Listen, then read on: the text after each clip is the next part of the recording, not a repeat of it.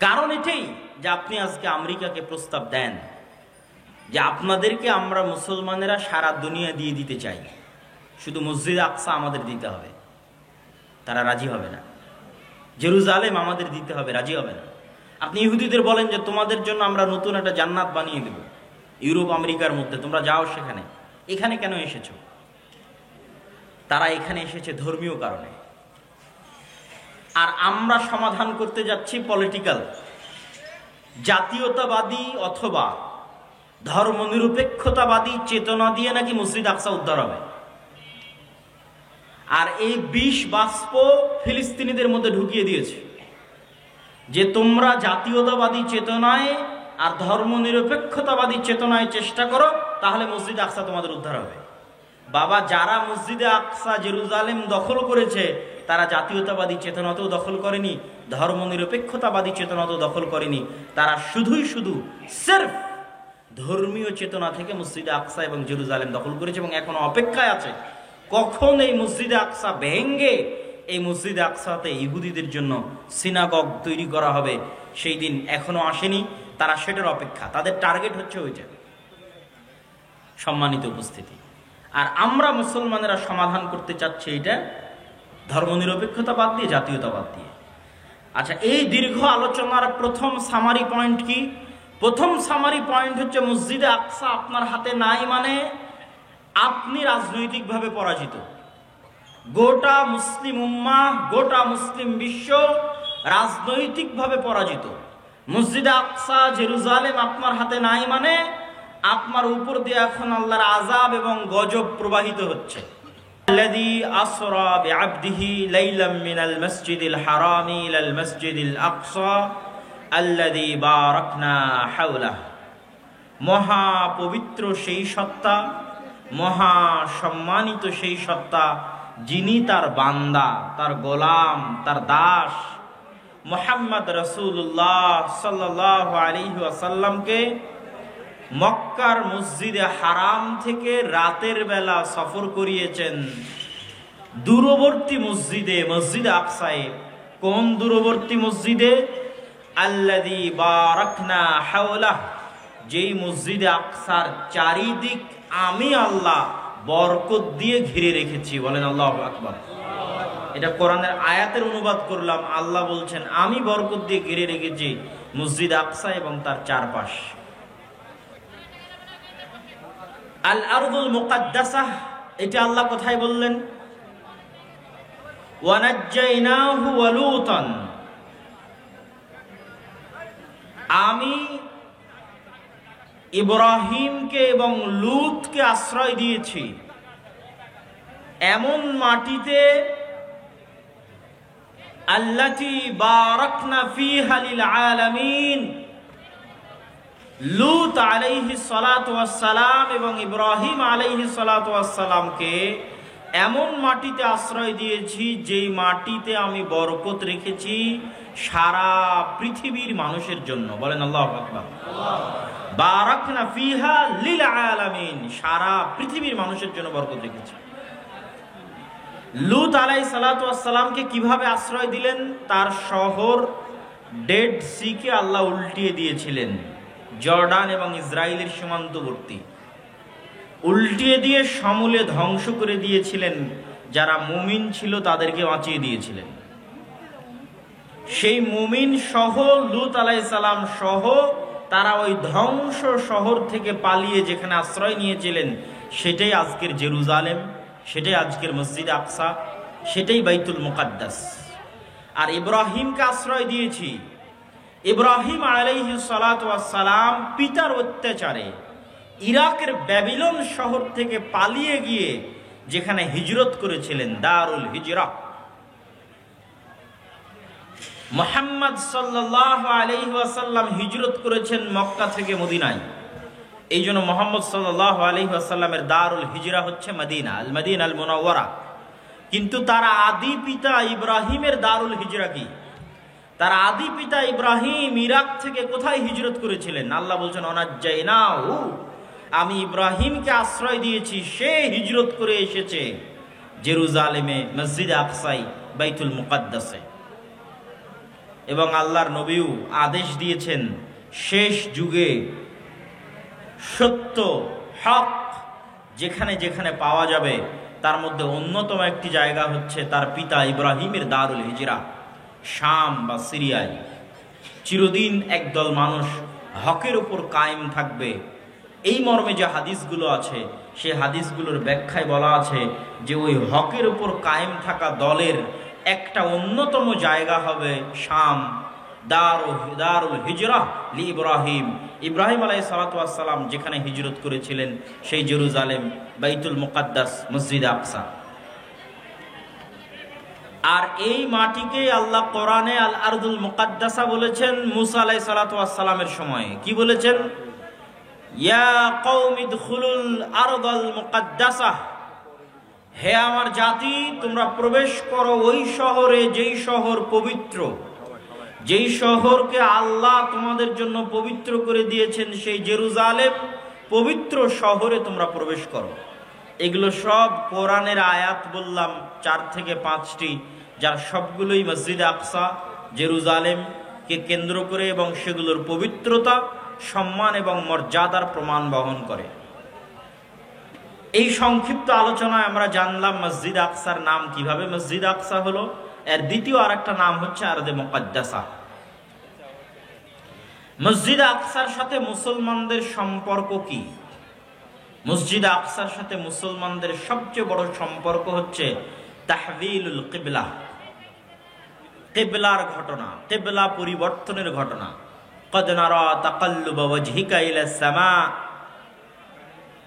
কিবলা পরিবর্তনের ঘটনায় ঐতিহাসিকগণ লিখেছেন, মুফাসসিরিনে কেরাম লিখেছেন, মুহাদ্দিসিনে ইদাম লিখেছেন যে আল্লাহ সুবহানাহু তাআলা যখন সালাত ফরজ করেন মেরাজের রাতে, তারপরে রাসূলুল্লাহ সাল্লাল্লাহু আলাইহি ওয়াসাল্লাম মক্কায় যখন সালাত আদায় করা শুরু করেন, তখন তিনি মসজিদে আকসা মুখী হয়ে সালাত আদায় করতেন এবং কাবা ঘরের এমন জায়গায় দাঁড়াতেন যেখানে দাঁড়ালে সামনে কাবাও পড়বে, সামনে মসজিদে আকসাও পড়বে। এটা অস্বাভাবিক কিছু না। আমার সামনে একটা ঘর আছে, এই ঘরকে সামনে রেখে আমি কাবাকে সামনে রাখতে চাই, কঠিন কিছু না। ঘরের আমি ওই পাশে দাঁড়াবো যেই পাশে দাঁড়ালে কাবাও সামনে হবে, ঘরও সামনে হবে।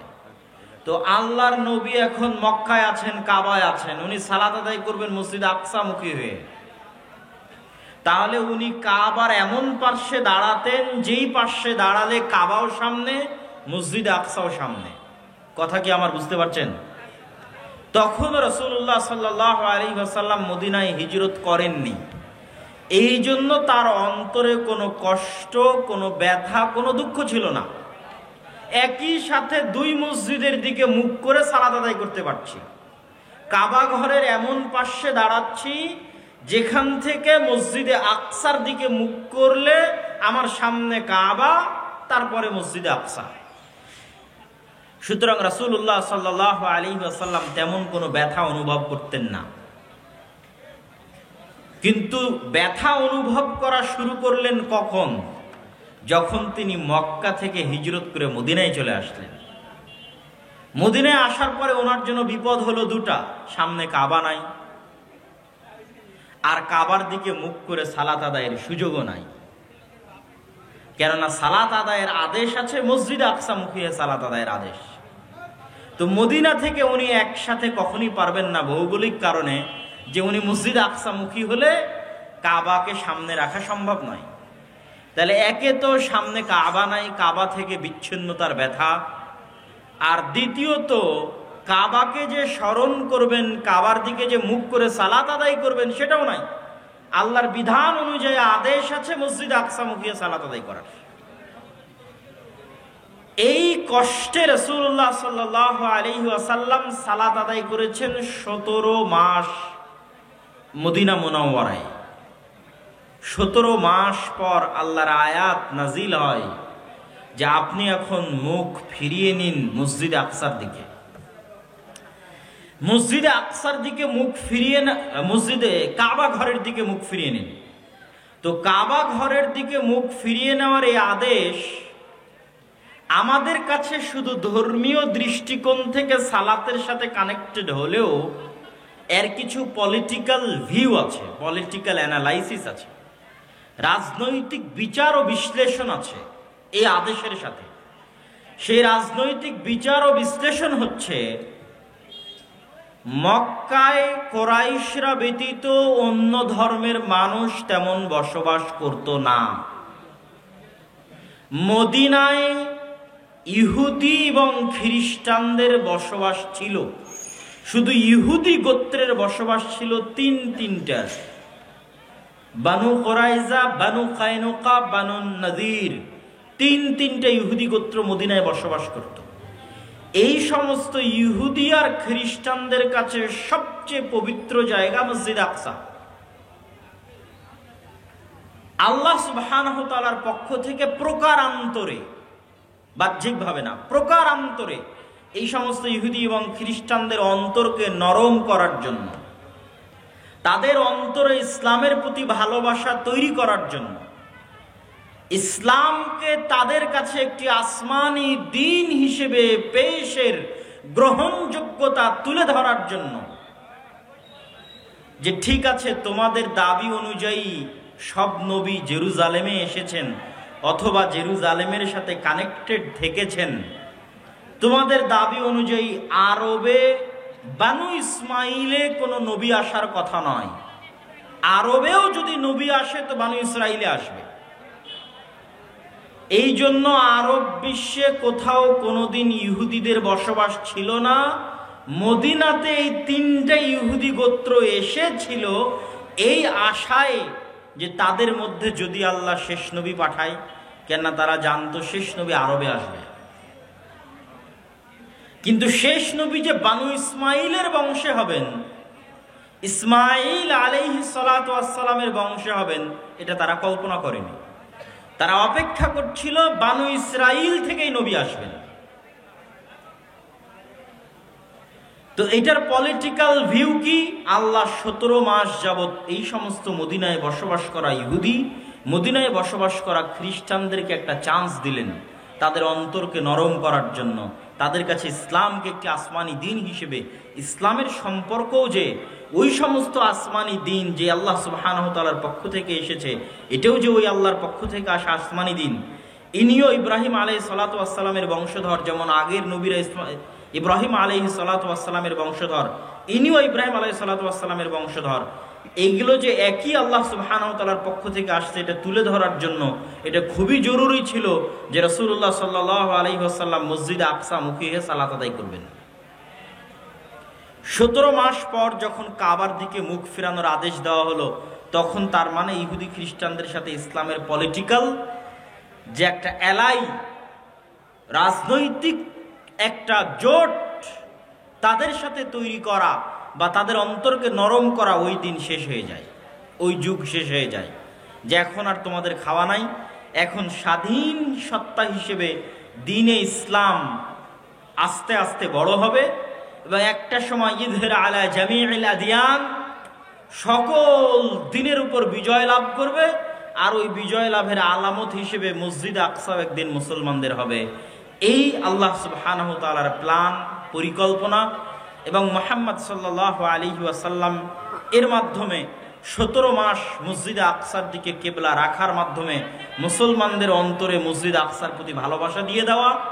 মুসলমানেরা তো আর এই জিনিসটা এখন উঠিয়ে ফেলতে পারবে না, বাদও দিতে পারবে না যে তাদের প্রথম কিবলা কোথায় ছিল। কথা বলেন, আমাদের প্রথম কিবলা কোথায় ছিল? মসজিদ আকসা। আমরা প্রথম সালাত আদায় করেছি, আমার নবী প্রথম সালাত আদায় করেছে। আমার নবীর নির্মিত প্রথম মসজিদ কোন মসজিদের দিকে তৈরি করে বানানো হয়েছিল? মসজিদ আকসা। এই ইতিহাস আমরা মুছেও ফেলতে পারবো না। সুতরাং মসজিদ আকসার প্রতি আমাদের ভালোবাসা থাকবে চিরন্তন, চিরস্থায়ী। এই চিরন্তন চিরস্থায়ী ভালোবাসাটা জুড়ে দেওয়ার জন্য, কানেক্টেড করার জন্য আল্লাহর নবীর জীবদ্দশায় এটা হওয়া খুবই জরুরি ছিল। এটা বিধান হিসেবে, ধর্মীয় বিধান হিসেবে যেটাই থাকুক, এর পলিটিক্যাল গুরুত্ব অনেক অনেক অনেক বেশি। এই কিবলা পরিবর্তনের ঘটনার রাজনৈতিক গুরুত্ব অনেক বেশি। রাসূলুল্লাহ সাল্লাল্লাহু আলাইহি ওয়াসাল্লামের মেরাজের ঘটনার রাজনৈতিক গুরুত্ব অনেক বেশি। যে নবী মুহাম্মদ সাল্লাল্লাহু আলাইহি ওয়াসাল্লাম দাবি করছেন, আল্লাহ সুবহানাহু তাআলা কোরআনে আয়াত অবতীর্ণ করে বলছেন যে আমি আমার বান্দাকে মসজিদে হারাম থেকে মসজিদে আকসায় নিয়ে গেছি, সকল নবীর ইমামতিতে সেখানে সালাত আদায় করেছি, বরাক তিনি সেখানে বেঁধে রেখেছেন, সেখান থেকে তিনি আসমানে গেছেন। এই ইতিহাস, এই ঘটনা, পৃথিবীর ইতিহাসের এই ঘটনার গুরুত্ব শুধু ধর্মীয় দিক থেকে নয়, রাজনৈতিক দিক থেকে অনেক অনেক শক্তিশালী। যে মুসলমানদের ভালোবাসার জায়গা, পবিত্রতার জায়গার সাথে মসজিদে আকসাকে স্থায়ীভাবে সম্পৃক্ত করে দেওয়া। মুসলমানেরা যে ইবাদত দৈনিক 5 বার করে, সেই ইবাদতের সাথে ওতপ্রোতভাবে জড়িয়ে আছে মসজিদে আকসা। ওই মেরাজের মাধ্যমে আল্লাহ নবী সেই 5 ওয়াক্ত সালাত নিয়ে এসেছেন, যে মেরাজ শুরু হয়েছিল মসজিদে আকসায়।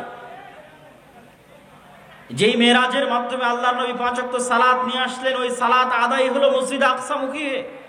সুতরাং আমাদের দৈনিক আদায় করা সালাতের সাথে মসজিদে আকসার সম্পর্ক চিরন্তন, চিরস্থায়ী। সম্মানিত উপস্থিতি, আর দ্বিতীয়ত, অতীতের দিনের যে সমস্ত বিষয় মানসুখ হয়নি, তার সবই এই দিনের অংশ। এবং নবী মুহাম্মদ সাল্লাল্লাহু আলাইহি ওয়াসাল্লাম অতীতের সকল নবীর প্রকৃত এবং যোগ্য উত্তরসূরি। সেই দৃষ্টিকোণ থেকেও ঈসা আলাইহিস সালাতু ওয়াস সালামের যোগ্য উত্তরসূরি মুহাম্মদ সাল্লাল্লাহু আলাইহি ওয়াসাল্লাম, মুসা আলাইহিস সালাতু ওয়াস সালামের উত্তরসূরি মুহাম্মদ সাল্লাল্লাহু আলাইহি ওয়াসাল্লাম, ইউসুফ, ইয়াকুব, ইসহাক, ইব্রাহিমের উত্তরসূরি মুহাম্মদ সাল্লাল্লাহু আলাইহি ওয়াসাল্লাম। আল্লাহ নবীদেরকে যেই সিলসিলা, যেই ধারায় পাঠিয়েছেন, এটা নির্ধারিত, এমনভাবে নির্ধারিত নয় যে এই দেশের মানুষদের জন্যই, এই এলাকার মানুষদের জন্যই, এই রক্তের মানুষদের জন্যই, এরকম কোনো নির্ধারিত আল্লাহ সুবহানাহু ওয়া তাআলা করে দেননি। ওই রক্তের মধ্যেই মানুষ কাফের হয়েছে, প্রতি যুগে যুগে আল্লাহ দেখিয়েছেন। নূহ আলাইহিস সালাতু ওয়াস সালামের ছেলে কাফের হয়ে গেছে, আল্লাহ দেখিয়েছেন। লূত আলাইহিস সালাতু ওয়াস সালামের স্ত্রী কাফের হয়ে গেছে, আল্লাহ সুবহানাহু ওয়া তাআলা দেখিয়েছেন। ইব্রাহিমের পিতা আজর মূর্তি পূজক ছিল, আল্লাহ সুবহানাহু ওয়া তাআলা দেখিয়েছেন। এইভাবে প্রতি স্তরে আল্লাহ দেখিয়েছেন। যে বানু ইসরাইলের আল্লাহ ফজিলত বর্ণনা করছেন, ওই বানু ইসরাইলরা একটা সময় শুধু নবীদের হত্যা করত। জাকারিয়া আলাইহিস সালাতু ওয়াস সালামকে বানু ইসরাইলরা হত্যা করেছে, ইয়াহইয়া আলাইহিস সালাতু ওয়াস সালামকে বানু ইসরাইলরা হত্যা করেছে, ঈসা আলাইহিস সালাতু ওয়াস সালামকে বানু ইসরাইলরা হত্যার চেষ্টা করেছে এবং খ্রিস্টানদের বিশ্বাস অনুযায়ী হত্যা করেছে। অথচ তাদের ফজিলত আল্লাহ অনেক দিয়েছিল। জান্নাত থেকে তাদের খাবার দিত, তাদের জন্য পাথর ফেটে ঝর্ণা প্রবাহিত হতো, তাদের জন্য আল্লাহ ফেরাউনকে ডুবিয়ে দিলেন। তাহলে এই সব জিনিসগুলো কি প্রমাণ করে? এই সব জিনিসগুলো প্রমাণ করে যে ইসলামের সম্পর্ক কোনো ব্যক্তির সাথে, কোনো রক্তের সাথে নয়। ইসলামের সম্পর্ক হচ্ছে আল্লাহ সুবহানাহু ওয়া তাআলা এবং তার পাঠানো ওহীর সাথে। এই জন্য ইব্রাহিমের সবচেয়ে কাছের মুহাম্মদ সাল্লাল্লাহু আলাইহি ওয়াসাল্লাম। দ্বীনের কারণে, তাওহীদের কারণে মিল্লাত ইব্রাহিমের সবচেয়ে শক্তিশালী দাবিদার মুহাম্মদ সাল্লাল্লাহু আলাইহি ওয়াসাল্লাম। আর সারা পৃথিবীতে যারা মিল্লাত ইব্রাহিমের দাবি করছে তারা মিথ্যু। ইহুদিদের দাবি কি? যে তারা মিল্লাত ইব্রাহিম। খ্রিস্টানদের দাবি কি? তারাও মিল্লাত ইব্রাহিম। এগুলো সবগুলোই হচ্ছে আব্রাহামিক রিলিজিয়ান, মানে ইব্রাহিম আলাইহিস সালাতু ওয়াস সালামের সাথে কানেক্টেড ধর্ম পৃথিবীতে 3টে: ইহুদি, খ্রিস্টান এবং ইসলাম। আসলে ইহুদি এবং খ্রিস্টান আর কোনো ধর্মের মধ্যেই সীমাবদ্ধ নাই। ধর্মীয় আকীদা এবং বিশ্বাসের দৃষ্টিকোণ থেকে মুহাম্মদ সাল্লাল্লাহু আলাইহি ওয়াসাল্লাম সবচেয়ে কাছের ইব্রাহিম আলাইহিস সালাতু ওয়াস সালামের। আর ইব্রাহিম আলাইহিস সালাতু ওয়াস সালাম এই প্রথম নবী যিনি আল্লাহর দুইটা পবিত্র ঘর একসাথে তার সন্তানদের দিয়ে আবাদ করেছেন।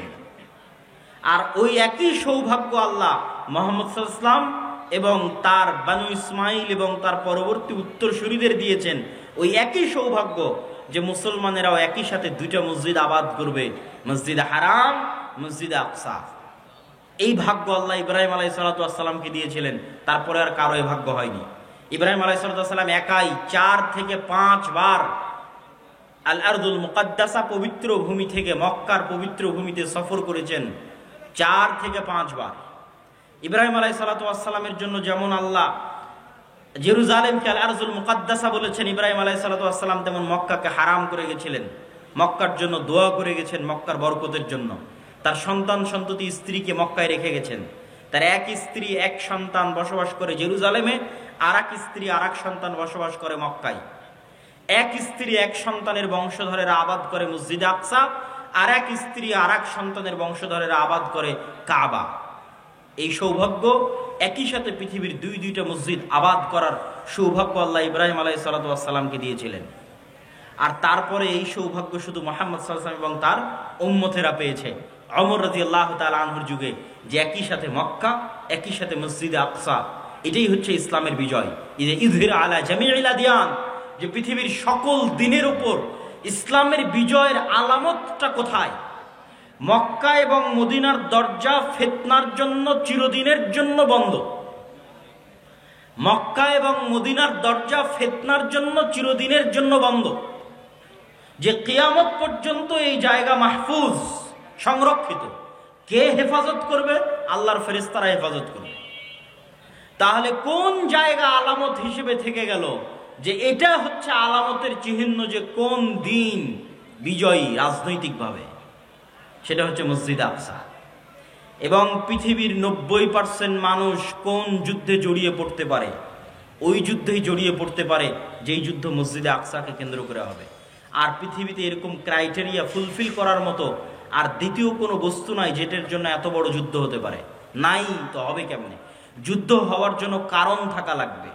তাহলে পৃথিবীর 90% মানুষ একটা যুদ্ধে জড়িত হয়ে যাবে, তার জন্য সবচেয়ে বড় কারণ হচ্ছে মসজিদ আকসা। যেই সমস্ত আল মালহামা আল কুবরার কথা রাসূলুল্লাহ সাল্লাল্লাহু আলাইহি ওয়াসাল্লাম বলেছেন যে কিয়ামতের পূর্ব মুহূর্তে এমনও যুদ্ধ হবে যে একটা পাখি উঠতে উঠতে ক্লান্ত হয়ে যাবে লাশের উপর দিয়ে।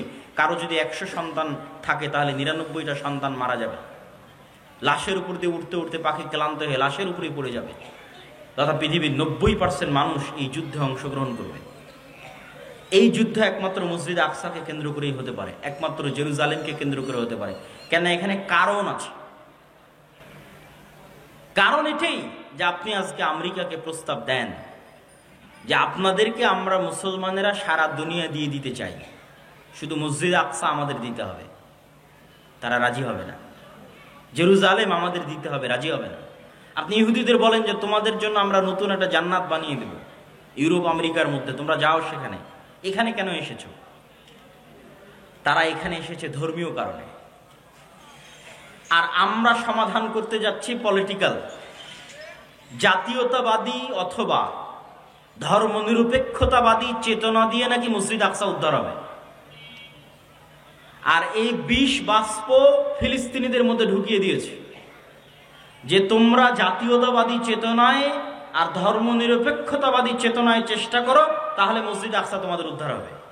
বাবা, যারা মসজিদে আকসা জেরুজালেম দখল করেছে তারা জাতীয়তাবাদী চেতনাতেও দখল করেনি, ধর্মনিরপেক্ষতাবাদী চেতনাতেও দখল করেনি।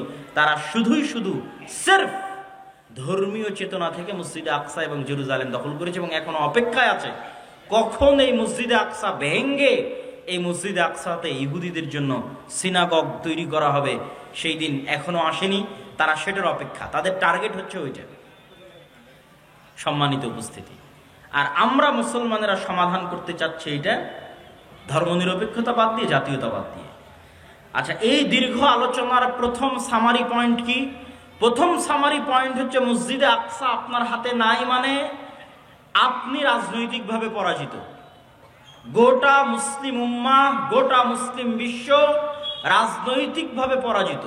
মসজিদে আকসা জেরুজালেম আপনার হাতে নাই মানে আপনার উপর দিয়ে এখন আল্লাহর আযাব এবং গজব প্রবাহিত হচ্ছে। মসজিদে আকসা মুসলমানদের হাতে নাই মানে মুসলমানদের উপর দিয়ে কি প্রবাহিত হচ্ছে বলেন তো? আল্লাহর আযাব এবং গজব। যে উম্মতে মুহাম্মাদি যে এখন আযাব এবং গজবের হালতে আছে, অবস্থায় আছে, এটা বুঝবে কোথায় থেকে? দেখবে মসজিদে আকসা হাতে নাই। কেন? মক্কা আর মদিনা কোনোদিন হাতছাড়া হবেই না। আমি বলেছি মক্কা মদিনার দরজা ফিতনার জন্য বন্ধ। দ্বীনে ইসলাম যখন পৃথিবীতে কোথাও থাকবে না, তখনও মদিনা এবং মক্কায় থাকবে। রাসূলুল্লাহ সাল্লাল্লাহু আলাইহি ওয়াসাল্লামের বাণী। তাহলে আপনার রাজনৈতিক বিজয়ের চিহ্ন এবং আলামত হচ্ছে মসজিদ আকসা। পুরো পৃথিবীর উপর ইসলাম এবং মুসলমানদের আধিপত্যের আলামত হচ্ছে মসজিদ আকসা। মসজিদ আকসা আপনার হাতে নাই মানে পৃথিবীতে আপনাদের আধিপত্য নাই। পৃথিবীতে আপনারা গোলামে পরিণত হয়েছেন, আমরা গোলামে পরিণত হয়েছি। পৃথিবীতে আমরা অধিকার বঞ্চিত জাতিতে পরিণত হয়েছি। আমরা আযাব এবং গজবের মধ্যে দিয়ে দিন পার করছি। তার প্রমাণ হচ্ছে মসজিদে আকসা আমাদের হাতে নাই। আল্লাহ সুবহানাহু ওয়া তাআলা রাখেননি, আমাদের আমলের কারণে, আমাদের চরিত্রের কারণে, আমাদের গুনাহের কারণে। আর আমরা এই মসজিদে আকসা ফেরত পেতে পারবো না, মিছিল আয়োজনের মাধ্যমেও ফেরত পেতে পারবো না, ফেসবুকে লেখালেখির মাধ্যমেও ফেরত পেতে পারবো না। সারা বিশ্বে কত জায়গায় মিছিল হচ্ছে তার হিসাব নাই। হার্ভার্ড ইউনিভার্সিটির ছাত্ররা মিছিল করতেছে, মুসলিম ছাত্ররা। আমি যে শহর থেকে আসলাম, ডান্ডি ইউনিভার্সিটির যারা মুসলিম সোসাইটি আছে তারাও সমাবেশ আয়োজন করেছে মসজিদে আকসার জন্য। কিন্তু প্রশ্ন এটা নয়, প্রশ্ন হচ্ছে যারা এই সমাবেশটা আয়োজন করেছে তারা কি ওই মসজিদে আকসা আবাদ করার যোগ্য? আল্লাহ কি তাদেরকে যোগ্য হিসেবে বিবেচনা করছেন? এটাই হলো প্রশ্ন। যে আপনি কি আপনার নিয়ত, আপনার ইখলাস, আপনার আমল দিয়ে মসজিদে আকসার উত্তরসূরি হওয়ার, উত্তরাধিকারী হওয়ার যোগ্য হিসেবে নিজেকে গড়ে তুলতে পেরেছেন? যে আপনার হাত দিয়ে মসজিদ আকসা বিজয় হবে। এই মসজিদ আকসা কার কার হাত দিয়ে বিজয় হয়েছে? ইউশা বিন নূনের হাত দিয়ে বিজয় হয়েছে। এই মসজিদে আকসা দাউদ আলাইহিস সালাতু ওয়াস সালামের হাত দিয়ে বিজয় হয়েছে। এই মসজিদে আকসা ওমর ইবনুল খাত্তাব রাদিয়াল্লাহু তাআলা আনহুর হাত দিয়ে বিজয় হয়েছে। এই মসজিদে আকসা সালাহুদ্দিন আল আইয়ুবির হাত দিয়ে বিজয় হয়েছে। তাদের এই বিজয়ের ঘটনাগুলো পড়েন, তাদের আমল, আখলাক, চরিত্র, আকীদা, বিশ্বাস দেখেন যে আল্লাহ সুবহানাহু ওয়া তাআলা কেন, কিভাবে তাদেরকে এই বিজয় দান করেছিলেন। আর আমরা কোন জায়গায় আছি যে আমরা ওই জায়গা থেকে বঞ্চিত এবং আল্লাহর আযাব এবং গজবের শিকার আমরা। সম্মানিত উপস্থিতি, আজকে আমরা মুসলমানেরা যে কঠিন এবং ভয়াবহ অবস্থার মুখোমুখি, এই কঠিন এবং ভয়াবহ অবস্থার চাইতেও কঠিন এবং ভয়াবহ অবস্থা মুসলমানদের ইতিপূর্বে গেছে, এর চাইতেও কঠিন আর ভয়াবহ। সেটাই আপনাদেরকে শোনানোর জন্য সংক্ষিপ্ত একটা সামারি দিই। সেই সংক্ষিপ্ত সামারি হচ্ছে, মুসলমানেরা মাত্র 200 থেকে 300 বছরের মধ্যে যত বড় বড় ঝড় মোকাবেলা করেছে, এত বড় ঝড় তারপরে এখন পর্যন্ত আর মোকাবেলা করেনি। এই ঝড়গুলো কি কি? 3টে ঝড় যারা মসজিদে আকসা নিয়ে চলে গেছিল। 2, মঙ্গোলীয়দের ঝড় যারা বাগদাদে লক্ষ লক্ষ মুসলমানকে জবাই করেছিল, মুসলমানদের খলিফাকে পর্যন্ত জবাই করেছিল, আব্বাসীয় খেলাফতের পতন ঘটিয়েছিল। 3, কর্ডোভা, গ্রানাডা এবং স্পেনের পতন। সুকুত আন্দালুসের পতন, স্পেন, কর্ডোভা, গ্রানাডার পতন। 3টে। এই 3টার মধ্যে এখন 2টা চলমান আছে। আপনারা শুধু মসজিদে আকসার কথা জানেন, কর্ডোভার জামে মসজিদের কথা জানেন না। আল্লাহ সুবহানাহু ওয়া তাআলা আমাদেরকে মসজিদে আকসায় যাওয়া থেকে বঞ্চিত রেখেছেন। ঠিক আমাদেরকে আল্লাহ সুবহানাহু ওয়া তাআলা, যদিও কর্ডোভার জামে মসজিদের আলাদা কোনো ফজিলত নাই, কিন্তু কর্ডোভার জামে মসজিদ যাদের টাকায় নির্মিত তারা আমাদের বাপদাদা। কথা কি আমার বুঝতে পারছেন? যেমন উমাইয়া খলিফারা মিশরের 7 বছরের রাজস্ব আয় মসজিদ আকসায় ব্যয় করেছিল, 7 বছরের রাজস্ব আয়। ঠিক তেমনি আন্দালুসের যারা খলিফা ছিল তারা বড় বড় বিজয়ের গনিমতের মাল জামে মসজিদ কর্ডোভায় ব্যয় করে দিয়েছে।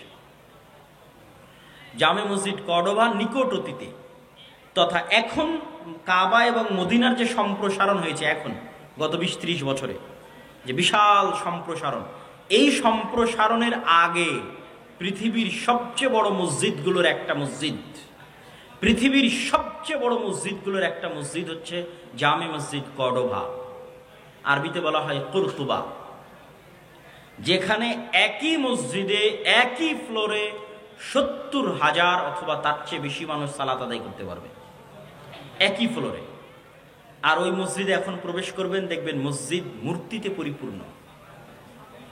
মারিয়াম আলাইহা সালাতু ওয়াস সালাম এবং ঈসা আলাইহিস সালাতু ওয়াস সালামের মূর্তিতে পরিপূর্ণ মসজিদ, তথা খ্রিস্টানদের মা মেরি এবং জেসাস এবং মা মেরির মূর্তিতে পরিপূর্ণ। আর ওখানে একজন মুসলমানকেও ব্যক্তিগতভাবেও সালাত আদায় করতে দেওয়া হবে না। আপনি যদি চুল পরিমাণ আপনার অন্তরে ঈমান থাকে আর আপনি যদি স্পেনে গিয়ে জামে মসজিদ কর্ডোভায় প্রবেশ করেন, তো আপনার চোখ দিয়ে পানি বের হবেই হবে। প্রত্যেক যে মুসলমান যার অন্তরে চুল পরিমাণ ঈমান আছে, সে যদি স্পেনে যায় এবং জামে মসজিদ কর্ডোভায় প্রবেশ করে, তাহলে তার চোখ দিয়ে পানি পড়তে বাধ্য। যে সে মসজিদের মধ্যে দাঁড়িয়ে আছে, মেম্বার আছে, ছাদ আছে, বিশাল মসজিদ, কিন্তু সে সালাত আদায় করতে পারবে না, মসজিদে আজান হয় না। শুধু একটা মসজিদ নয়, এরকম পুরো কর্ডোভায় যত গির্জা আছে, পুরো গ্রানাডায়, পুরো স্পেনে যত গির্জা আছে, প্রত্যেকটা গির্জা মসজিদ। আপনি ধোকায় পড়ে যাবেন। বাহির থেকে দেখলে আপনি ধারণা করবেন এটা মসজিদ, কেননা মিনার আছে। বাহির থেকে দেখলে বুঝবেন মসজিদ, কেননা মেহরাব আছে। তো এটা মসজিদই, মিনার মেহরাব আছে মানে মসজিদ। ভিতরে যেয়ে দেখবেন যে মূর্তিতে পরিপূর্ণ, আসলেই মসজিদ। কিন্তু এখন আজানও নাই, একামতও নাই, মুসলমানও নাই। অথচ ওই মসজিদগুলো যারা ওয়াকফ করেছিল আল্লাহর সন্তুষ্টির জন্য, তারা মুসলমান ছিল। ওই মসজিদগুলোতে যারা দান করেছিল মসজিদ নির্মাণের জন্য, তারা মুসলমান ছিল। এটাই আমি বলছি যে জামে মসজিদ কর্ডোভার হয়তো আলাদা কোনো ফজিলত নাই, কিন্তু জামে মসজিদ কর্ডোভার মুসলমানদের টাকাতেই নির্মিত। ওই স্পেনে এরকম শত শত মসজিদ আছে। এটা এখন পৃথিবীর সবচেয়ে বড় গির্জাগুলোর একটা, ক্যাথিড্রাল বলে ওরা, যে biggest cathedral all over the world. সারা পৃথিবীর সবচেয়ে বড় গির্জাগুলোর একটা হচ্ছে এটা, জামে মসজিদ কর্তুবা। এখানে হাজার হাজার ছাত্র দার্স দিত, দার্স শুনত, ইলমের আলোচনা হতো। বড় বড় আলেম এই সমস্ত মাটি থেকে জন্ম নিয়েছে। ইবনু হাজাম আন্দালুসি, ইবনু আব্দুল বার, হাফিজুল মাগরিব, তারপরে তাফসির ও কুরতুবির লেখক ইমাম কুরতুবি, বড় বড় ইমাম এই সমস্ত শহরে জন্ম নিয়েছে, দিনের কাজ করেছে, দিনের খেদমত করেছে। এই জন্য আমি বলি যে মুসলমানেরা যখন ফুটবল ক্লাবগুলো নিয়ে উন্মাদনা করে, আরও সবচেয়ে বেশি কষ্ট পায় যখন সৌদির যুবকদের দেখি। যে সৌদির যুবকদেরকে তো এখন আরো বেশি উৎসাহিত করা হচ্ছে যে তোমরা এই রাস্তায় আসো, এই লাইনে আসো, তোমাদের শুধু বিনোদন আর পর্যটন নিয়ে ব্যস্ত থাকতে হবে। তো তাদের যখন দেখি যে ওই যে সমস্ত ক্লাব, পৃথিবীর সবচেয়ে বিখ্যাত ক্লাবগুলো হচ্ছে স্পেনের, বার্সেলোনা, রিয়াল মাদ্রিদ, এগুলো বেশিরভাগ এগুলো হচ্ছে স্পেনের শহর। বার্সেলোনা হচ্ছে স্পেনের শহর, মানে এটা এই বার্সেলোনা মুসলমানদের, ওই মাটি ওই জায়গা মুসলমানদের ছিল। তাহলে আপনি যখন ওইটা নিয়ে উন্মাদনায় ব্যস্ত, তখন যদি আপনাকে নিয়ে গিয়ে আমি জামে মসজিদ কর্ডোভার মধ্যে দাঁড় করাই, কর্ডোভার মধ্যে দাঁড় করাই, সৌদি আরবের এই সমস্ত যুবকদেরকে নিয়ে গিয়ে যদি জামে মসজিদ কর্ডোভায় দাঁড় করানো হয় আর বলা হয় না এখন উন্মাদনা করো তোমার বার্সেলোনা নিয়ে আর রিয়াল আর মাদ্রিদ নিয়ে, কেন আল্লাহ তোমাদের কাছ থেকে মসজিদ ছিনিয়ে নিয়েছে? কেন আল্লাহ তোমাদের কাছ থেকে মসজিদ আকসা ছিনিয়ে নিয়েছে? যে সারা পৃথিবীর কোনো মুসলমান আর মসজিদ আকসায় যেতে পারে না, সালাত আদায় করতে পারে না। তো মুসলমানের অন্তরে তো ব্যথা থাকা উচিত যে তিনটা পবিত্র মসজিদ, পবিত্র ভূমি, যেখানে সফর করার আদেশ দেওয়া হয়েছে, যেখানে পড়লে অতিরিক্ত সালাত আদায় করলে অতিরিক্ত নেকির ঘোষণা দেওয়া হয়েছে, এই তিনটা মসজিদের একটা মসজিদ হচ্ছে মসজিদ আকসা। তো ওই মসজিদ আকসায় তো তুমি যেতে পারো না, ওই মসজিদ আকসায় তো তুমি সালাত আদায় করতে পারো না। অথচ আগের যুগের প্রত্যেক মুসলমানেরা ইতিহাস পড়েন, প্রত্যেক যারা মুসলমান আমার বাংলাদেশ থেকে রওনা দিয়েছে, কোনো হাজি একসাথে তিনটা মসজিদ না দেখে ফিরে আসতো না। মানে এটা যে হজ ট্রিপের অংশ, যে আপনি এখন হজ এবং উমরায় যাচ্ছেন, মানে এই ট্রিপে তিনটা মসজিদ থাকবে, মসজিদ আকসা হে, মসজিদ নববী হে, হারাম হয়ে, তারপর আপনি বাড়ি যাবেন।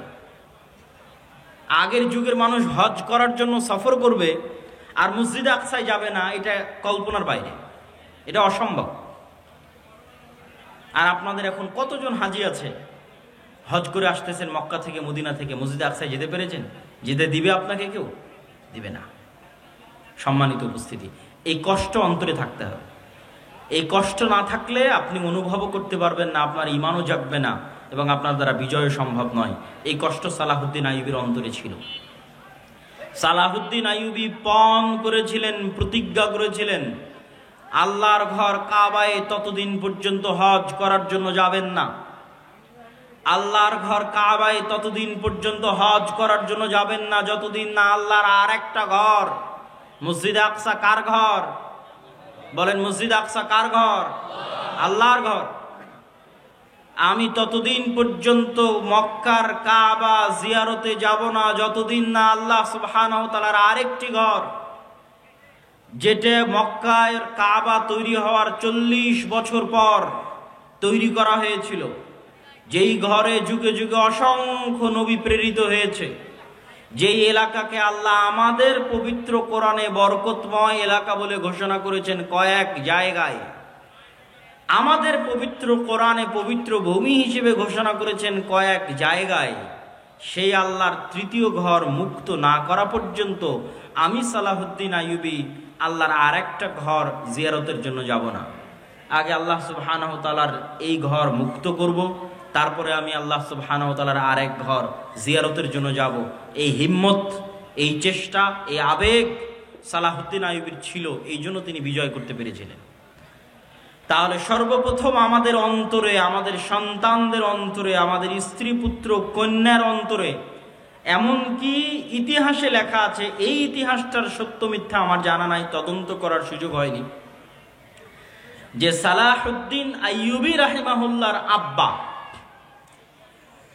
তিনি বিবাহের সময় এই শর্তেই বিবাহ করেছিলেন যে এমন মেয়েকে বিবাহ করবেন যার অন্তরে মসজিদ আকসার ভালোবাসা আছে, এবং যেও চায় এমন একটি সন্তান জন্ম দিতে যে মসজিদ আকসা বিজয়ের জন্য তার জীবনকে বিলিয়ে দিবে।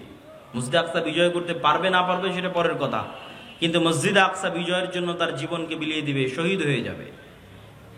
এই নিয়ত কোন মেয়ের আছে তাকে আমি বিবাহ করতে চাই। সম্মানিত উপস্থিতি, সালাহুদ্দিন আইয়ুবী রাহিমাহুল্লাহর যে যুগ, আমি বলেছি তিনটে মহাবিপদ মুসলমানেরা একই সময় পার করেছে। আমি শুধু তারিখগুলো বলবো, তাহলে আপনি বুঝবেন যে কিভাবে তিনটে যুগ মুসলমানেরা এই সময়ের মধ্যে পার করেছে।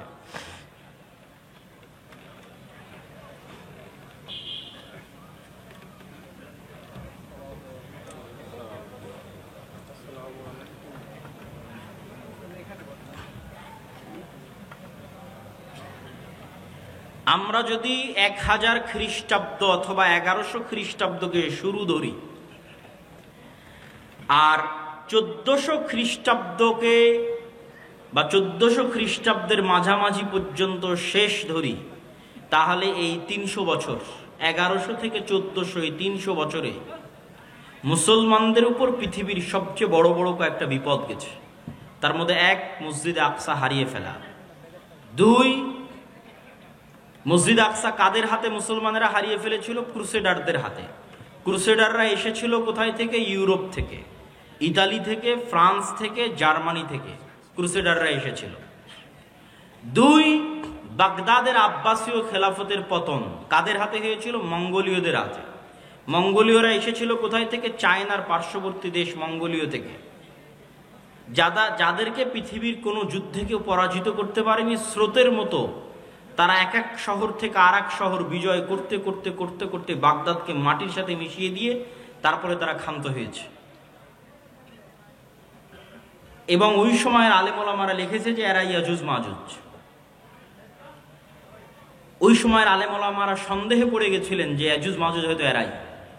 এইভাবে একের পর এক মুসলিম শহর এলাকা, কোথায় চায়না, এখান থেকে শুরু করলে Uzbekistan, Kyrgyzstan, Kazakhstan, Samarkand, বোখারা, Nishapur, Iran, Iraq, তারপরে ইন্ডিয়ার সাইডের কিছু অংশ, আফগানিস্তান, পাকিস্তান, এগুলো সব বিজয় করতে করতে ইরাকের রাজধানী, তৎকালীন আব্বাসীয় খেলাফতের রাজধানী বাগদাদ পর্যন্ত বিজয় করেছে। এবং তারা এতটাই নৃশংস, এতটাই পশুত্ব তাদের মধ্যে ছিল যে তারা টানা 4 দিন অথবা 5 দিন যাবৎ লক্ষ লক্ষ মুসলমানকে জবাই করেছে এবং মুসলমানদের কাটা মাথা দিয়ে মিনার তৈরি করত। তৃতীয় কোনটা? তৃতীয় হচ্ছে কর্ডোভার পতন, গ্রানাডার পতন। কর্ডোভার পতন হয়েছে 1236, ওই একই সময়। স্পেনের পতন।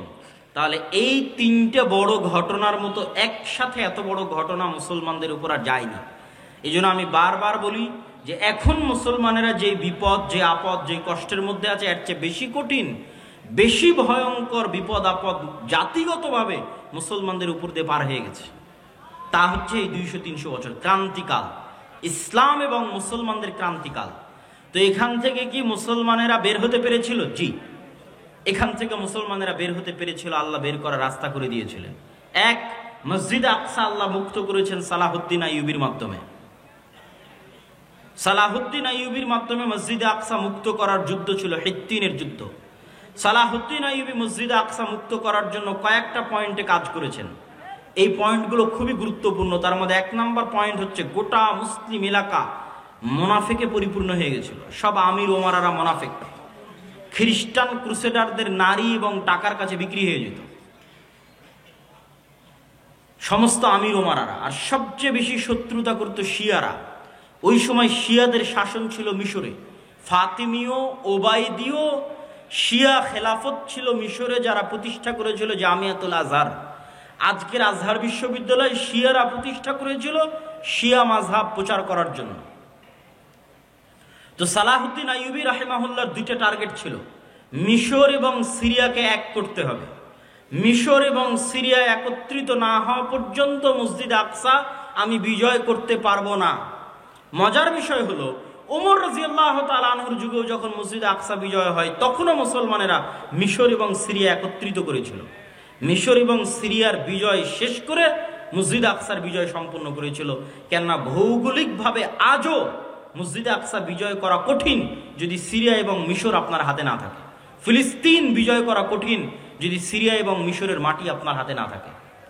এর অনেক ভৌগোলিক বিশ্লেষণ আছে, আমি লম্বা আলোচনায় যাব না। তার মধ্যে সবচেয়ে বড় ভৌগোলিক বিশ্লেষণ হচ্ছে ভূমধ্য সাগর। ভূমধ্য সাগরের পানি আপনি কি দিয়ে কন্ট্রোল করবেন? ক্রুসেডাররা সব আসতো ওই পানি দিয়ে, ভূমধ্য সাগর দিয়ে। বেশিরভাগ স্থলপথেও আসতো না তা নয়, কিন্তু পানি দিয়ে আসতো। ওই ভূমধ্য সাগরের তীর কন্ট্রোলে নিতে হলে আপনাকে সিরিয়া পুরো কন্ট্রোলে নিতে হবে, মিশর পুরো কন্ট্রোলে নিতে হবে। তাহলে প্রবেশ পথ বন্ধ, অন্তত সমুদ্র দিয়ে আর কেউ আসতে পারবে না। এবার মাটি আপনার দখলে, এখন শুধু মসজিদে আকসা বাকি। তো এটা ছিল সালাহুদ্দিন আইয়ুবী রাহিমাহুল্লাহর 1 নম্বর কৌশল। 2, সালাহুদ্দিন আইয়ুবী রাহিমাহুল্লাহ আকীদাগত যুদ্ধ লড়েছিলেন, আকীদার যুদ্ধ। তিনি শিয়াদের বিরুদ্ধে যুদ্ধ করতে করতে ক্লান্ত হয়ে গেছে। যত বেশি মুসলমানদের বিরুদ্ধে সালাহুদ্দিন আইয়ুবী যুদ্ধ করেছিলেন, মুসলিম শাসক এবং মুনাফিকদের বিরুদ্ধে, তত যুদ্ধ উনি ক্রুসেডারদের সাথেও লড়েননি, তত যুদ্ধ উনি এই খ্রিস্টানদের সাথেও লড়েননি। ওনার দিনই পার হয়ে গেছে, সময় বয়সই পার হয়ে গেছে শুধু মুসলমানদের সাথে যুদ্ধ করতে করতে, মুসলিম আমির ওমারাদের মুনাফিকি দূর করতে করতে। তার একটা বড় কারণ ছিল শিয়া মাযহাব। এই শিয়া মাযহাব থেকে মিশরকে মুক্ত করার জন্য আরেকটা মাদ্রাসা প্রতিষ্ঠা হলো মাদ্রাসা নিজামিয়া। নিজামুল মুলক তিনি এই মাদ্রাসা প্রতিষ্ঠা করলেন। তার নামে মাদ্রাসার নাম হলো মাদ্রাসা নিজামিয়া। যে মাদ্রাসা নিজামিয়াকে প্রতিষ্ঠা করা হয়েছিল জামিয়াতুল আজহারের মোকাবেলায়, শিয়া মাযহাবকে উৎখাত করার জন্য আরব বিশ্ব থেকে। এবং এই মাদ্রাসা নিজামিয়ার ছাত্রদের বড় ভূমিকা ছিল পরবর্তীতে মঙ্গোলীয়দের পতন ঘটাতে, এবং পরবর্তীতে ক্রুসেডারদের পতন ঘটাতে, এবং পরবর্তীতে শিয়া মাযহাব থেকে আরব বিশ্বকে মুক্ত করতে মাদ্রাসা নিজামিয়ার ছাত্রদের বড় অবদান ছিল। বড় বড় আলিম এই মাদ্রাসার ছাত্র। ইবনু আসাকির তারিখ দিমাশকের লেখক এই মাদ্রাসার ছাত্র। ইমাম গাজ্জালি এই মাদ্রাসার ছাত্র। এবং এই মাদ্রাসারই পরবর্তী উত্তরসূরিরা ছিলেন ইবনু কাসির, ইবনুল আসির, ইবনু তাইমিয়া। তাদের যুগের যারা, তারা আরো পরে এসেছেন, কিন্তু তার আগের যখন মাদ্রাসা প্রতিষ্ঠা হয় তখনকার কথা বলছি, সম্মানিত উপস্থিতি। তারপরে সালাহুদ্দিন আইয়ুবী রাহিমাহুল্লাহ মিশর বিজয় করার পর জামিয়াতুল আজহার থেকে শিয়া মাযহাবকে চিরদিনের জন্য নিষিদ্ধ করে দিলেন। এবং আজ পর্যন্ত, এখন পর্যন্ত মিশরে আর পরবর্তীতে শিয়া মাযহাব প্রবেশ করতে পারেনি, এবং জামিয়াতুল আজহার বা আজহার বিশ্ববিদ্যালয়ে শিয়া মাযহাব প্রবেশ করতে পারেনি। তারপরে এবার যখন তিনি জেরুজালেম বিজয়ের জন্য অভিযান শুরু করলেন, তখন সবচেয়ে বড় যুদ্ধটা হয়েছিল হিত্তিনের প্রান্তরে। আর ইউরোপ থেকে যারা এসেছিল, ইউরোপ হচ্ছে সব শীতকালীন দেশ, শীতকালীন কান্ট্রি। মুসলমানেরা শীতকালীন এরিয়া বিজয় করতে পারত না। স্পেন পর্যন্ত গিয়ে শেষ। স্পেনের সাথে লাগানো ফ্রান্স, স্পেনের সাথে লাগানো সীমানা ইতালি ফ্রান্স মুসলমানেরা বিজয় করতে পারেনি। তার সবচেয়ে বড় কারণ ছিল বরফ এবং শীত। তার পরবর্তীতে নৈতিক এবং চারিত্রিক অধঃপতন তো আছে। তারপর আজীবন ইস্তাম্বুল মুসলমানেরা বিজয় করতে পারেনি, কনস্টান্টিনোপল তখনও অবিজিত। যখনকার ঘটনা বলছি তখনও বিজয় হয়নি। এটা আমি আসবো ধীরে ধীরে এবং আমার বক্তব্য শেষের দিকে নিয়ে যাব। তাহলে কি হলো, সালাহুদ্দিন আইয়ুবী হিত্তিনের প্রান্তরে যুদ্ধ করছেন কাদের সাথে? যারা ওই সমস্ত এলাকা থেকে এসেছে যেগুলোতে -ডিগ্রির শীত। তো এই জন্য সালাহুদ্দিন আইয়ুবী ওদেরকে নিয়ে চলে গেলেন মরুভূমিতে। যুদ্ধে পরাজয়ের ভান করে সবকে নিয়ে গেলেন মরুভূমিতে, যেখানে পানির কোনো ব্যবস্থা নাই, মাইল 50-100 কিলোমিটারের মধ্যে। আর চারিদিকে আগুন জ্বালিয়ে দিয়ে ব্যবস্থা করলেন গরমের, তাপের। যুদ্ধ ছিল জুন জুলাইয়ের মৌসুম।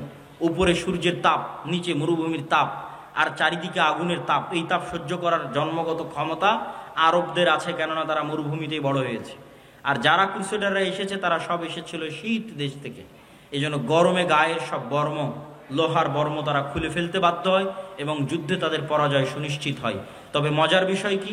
মজার বিষয় হচ্ছে ওমর রাদিয়াল্লাহু তাআলা আনহু মসজিদ আকসা বিজয় করেছেন, এক ফোঁটা রক্ত পড়েনি। সালাহুদ্দিন আইয়ুবী মসজিদ আকসা বিজয় করেছেন, এক ফোঁটা রক্ত পড়েনি। এবং আমি বিশ্বাস করি তৃতীয়বার যখন মসজিদ আকসা বিজয় হবে তখনও এক ফোঁটা রক্ত পড়বে না। এই ধারাবাহিকতা বজায় থাকবে, আল্লাহ সুবহানাহু ওয়া তাআলা সেই ব্যবস্থা করে দিবেন, এটা বিশ্বাস করি অন্তর থেকে ইনশাআল্লাহ। সম্মানিত উপস্থিতি, তাহলে একটা গেল আল্লাহ সালাহুদ্দিন আইয়ুবীর মাধ্যমে মসজিদ আকসা বিজয় করলেন। আর একটা হচ্ছে আইনে জালুতের যুদ্ধ। মঙ্গোলীয়রা বাগদাদের পতন ঘটিয়ে এগিয়ে যাচ্ছে। তিনটা মসজিদ একত্রে তাদের দখলে চলে আসবে। জেরুজালেম দখলে আসবে, মক্কায় দখলে আসবে, মদিনা দখলে আসবে। তিনটা মসজিদকে বাঁচানোর মতো ওই সময় আর কোনো শক্তিশালী শাসক ছিল না, মামলুক, মিশরের মামলুকরা ছাড়া। সালাহুদ্দিন আইয়ুবীর পরপরই 50-100 বছরের মাথায় মঙ্গোলীয়দের এই ঘটনাগুলো। তখন মামলুকদের বাদশা ছিল সাইফুদ্দিন কুতজ, জাহিরুদ্দিন আল বেরবাস। তাদের সাথে যুদ্ধে সর্বপ্রথম মঙ্গোলীয়রা পরাজয় ঘটে। তাহলে একদিকে জেরুজালেম উদ্ধার হলো, মঙ্গোলীয়দের পরাজয় হলো। পরবর্তীতে মঙ্গোলীয়দের কি হলো? পরবর্তীতে মঙ্গোলীয়রা নিজেরাই ইসলাম গ্রহণ করে নিল। এই জন্য আজকে যত পাকিস্তান, ইন্ডিয়াতে খান দেখেন, মুসলমানেরা সব খান, এরা সব হচ্ছে মঙ্গোলীয়দের বংশধর। মঙ্গোলীয়রা পরবর্তীতে সব ইসলাম গ্রহণ করে নিয়েছিল। তার সবচেয়ে বড় কারণ ছিল মঙ্গোলীয়রা ছিল অশিক্ষিত, মূর্খ, অসভ্য। আর তারা মুসলমানদের যে সমস্ত নারী পুরুষদের ধরে নিয়ে যেত, এরা সবাই ছিল শিক্ষিত, উচ্চ মার্গের শিক্ষিত মুসলমান নারী এবং পুরুষরা। তাদের সাথে বিবাহ বন্ধনে আবদ্ধ হওয়ায় ধীরে ধীরে ধীরে ধীরে তাদের পরবর্তী জেনারেশন ইসলাম গ্রহণ করে ফেলে। আর ক্রুসেডাররা কি হলো? ক্রুসেডাররা ফিরে চলে গেল ইউরোপে এবং আজ অবধি তারা ক্রুসেড চালাচ্ছে, চলছেই ক্রুসেড। আচ্ছা, এই দুইটা সংকট কাটিয়ে উঠে মুসলমানদের কোনো অর্জন আছে? আছে। স্পেন মুসলমানেরা ফিরে পায়নি, কিন্তু স্পেনের পরিবর্তে আল্লাহ মুসলমানদেরকে এরপরই, স্পেনের পরিবর্তে আল্লাহ মুসলমানদের এই দীর্ঘদিন যাবৎ মুসলমানেরা কুস্তুনতুনিয়া বিজয় করতে পারে না। কুস্তুনতুনিয়া বিজয়ের ইতিহাস পড়ে দেখেন, কত শত শত সাহাবি, আল্লাহর তাবি, সাহাবিদের তাবি, তাবে তাবি এই কুস্তুনতুনিয়া যুদ্ধে শহীদ হয়েছে। যত চেষ্টা করেছে পারেনি। আবু আইয়ুব আল আনসারী রাদিয়াল্লাহু তাআলা আনহু এই কুস্তুনতুনিয়া বিজয় করতে এসে শহীদ হয়ে গেছে। এই কুস্তুনতুনিয়া বিজয়ের তৌফিক আল্লাহ দিলেন কখন? ক্রুসেডারদের হাতে মসজিদ আকসা হারানোর পরে, আবার মসজিদ আকসা ফিরে পাওয়ার পরে। মঙ্গোলীয়দের হাতে মুসলমানদেরকে চরম শাস্তি এবং আযাব দেওয়ানোর পরে, আবার মঙ্গোলীয়দের হাত থেকে সে আযাব এবং শাস্তি থেকে মুক্তি দেওয়ার পরে। আর স্পেনের গ্রানাডা এবং কর্ডোভার পতনের পরে মুসলমানেরা ইস্তাম্বুল বা আজকের তুরস্ক বিজয় করে, মুহাম্মদ আল ফাতেহ, এবং উসমানীয় খেলাফতের কায়েম হয়। এবং উসমানীয় খেলাফত আমলে মুসলমানদের শান শওকত, শক্তি, সামর্থ্য বহাল ছিল। আমি আগেই বলেছি মুসলমানদের রাজনৈতিক বিজয়ের চিহ্ন কি? মসজিদ আকসা আপনার হাতে আছে কিনা? উসমানীয়দের হাতে মসজিদ আকসা ছিল। তারা মসজিদে আকসায় কোনো ইহুদিকে জমি ক্রয়ের পর্যন্ত সুযোগ দেয়নি উসমানীয়রা, কেন ইহুদিদের ব্রেন ছিল খুব শার্প। তারা আগে জমি ক্রয় করে সেখানে তাদের বসতি স্থাপন করতে চাচ্ছিল উসমানীয় খেলাফতের শেষ আমলে। আজ আমরা এই বিপদে কেন?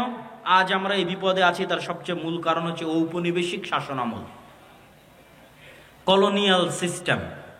পৃথিবীর প্রায় সব মুসলিম দেশই, দুই একটা বাদ দিয়ে প্রায় সব মুসলিম দেশই ইস্তেমার, আরবিতে বলে ইস্তেমার, বাংলায় বলে উপনিবেশ, ইংরেজিতে বলে কলোনি। প্রায় সব মুসলিম দেশই ইউরোপের কোনো না কোনো দেশের কলোনি ছিল নিকট অতীতে। এটা হচ্ছে আমাদের উসমানীয় খেলাফতের পতনকাল থেকে নিয়ে আজ পর্যন্ত। এই 150, 200, 300 বছরে, মানে আমরা যে জেনারেশন এখন অবস্থান করছি, এটার লাস্ট 200 বছর বা 250 বছর পৃথিবীর কোনো না কোনো মুসলিম দেশ, কোনো না কোনো ইউরোপিয়ান কান্ট্রির কলোনি ছিল। আমরাও 1947-এর আগ পর্যন্ত ব্রিটিশের কলোনি ছিলাম।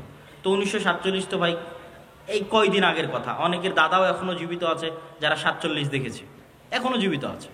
তো 47 তো কালকের কথা। তো 47-এর আগ পর্যন্ত আমরা ব্রিটিশদের গোলাম ছিলাম। এরকম সারা পৃথিবীর প্রায় সব মুসলিম দেশ কোনো না কোনো ইউরোপিয়ান কান্ট্রির গোলাম ছিল। এবং এর উপর আমার লম্বা বিস্তারিত আলোচনা আমি গতকাল করেছি।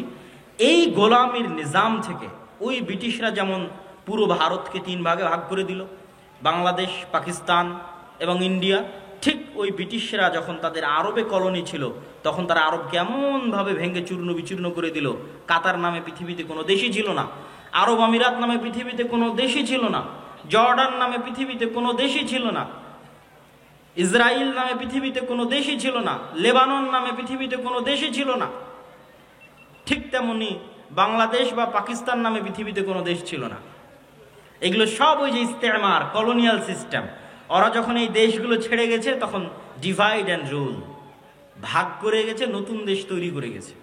তো ওই শাম সিরিয়াকে জর্ডানে ভাগ করেছে, লেবাননে ভাগ করেছে। একটু দিয়েছে জর্ডান, একটু দিয়েছে লেবানন, একটু দিয়েছে কাতার, একটু দিয়েছে আরব আমিরাত, একটু দিয়েছে বাহরাইন, একটু একটু করে দিয়ে ওর মধ্যে থেকে ইসরায়েল বের করেছে। ওর মধ্যে থেকে অল্প একটু জায়গা বের করেছে ইসরায়েলের জন্য। অনেক দীর্ঘদিনের সুপরিকল্পনার ফসল এবং মুসলমানদের অধপতনের ফসল, মুসলমানদের উপর আল্লাহর আযাব এবং গজবের যে আলামত সেটার প্রমাণ। আর এই আযাব এবং গজব থেকে উদ্ধার হওয়া সম্ভব নয় আমল এবং ইমানে পরিবর্তন ছাড়া। আমল এবং ইমানে পরিবর্তন ছাড়া সম্ভব নয়। আমি আপনাকে চ্যালেঞ্জ দিয়ে বলতে পারি, যেই ইহুদিরা ইসরায়েলে আছে তারা তাদের ধর্ম পালনে, আপনারা আপনাদের ধর্ম পালনে যতটুকু অ্যাক্টিভ তার চেয়ে বেশি অ্যাক্টিভ। কথা মনে হয় আমার বুঝতে পারেননি। আপনাদের কতজনের মুখে দাঁড়িয়ে আছে, আর ইহুদি একটা পল্লী মহল্লায় গিয়ে দেখবেন ওদের কতজনের মুখে দাঁড়িয়ে আছে। ইহুদিরা সারা পৃথিবীর মানুষকে চায় যে তারা খারাপ থাকুক, কিন্তু তারা নিজেরা ভালো থাকবে। সারা পৃথিবীর মানুষ মদ খেলে, জুয়া খেললে তাদেরকে গোলাম বানানো সহজ, কিন্তু তাদের সন্তানেরা যদি জুয়া খেলে, মদ খায়, তাহলে তারা পৃথিবী শাসন করতে পারবে না। এই জন্য এটা তাদের এজেন্ডা যে তাদের সন্তানেরা মদ, জুয়া, ফ্রি ফায়ার, পাবজি খেলবে না, কিন্তু তারা পৃথিবীতে এমন সিস্টেম তৈরি করবে যে মুসলমানের সন্তান জন্ম হওয়ার পর থেকে মদ, জুয়া, আড্ডা, গাঞ্জা, ফ্রি ফায়ার, পাবজি নিয়ে পড়ে থাকবে। তাহলে এরা হবে কি, এদের অবস্থা হবে গরু ছাগলের মতো। কেননা যে নেশাখোর, যে জুয়াখোর, সে গরু ছাগল। তার পৃথিবীতে কেন, বাড়ি, দেশে কেন, এলাকায় কেন, বাড়িতে পর্যন্ত শাসন ক্ষমতা কায়েম করতে পারবে না। একটা জুয়াখোর, একটা মদখোর কি বাড়িতে শাসন চালাতে পারবে? পারবে না।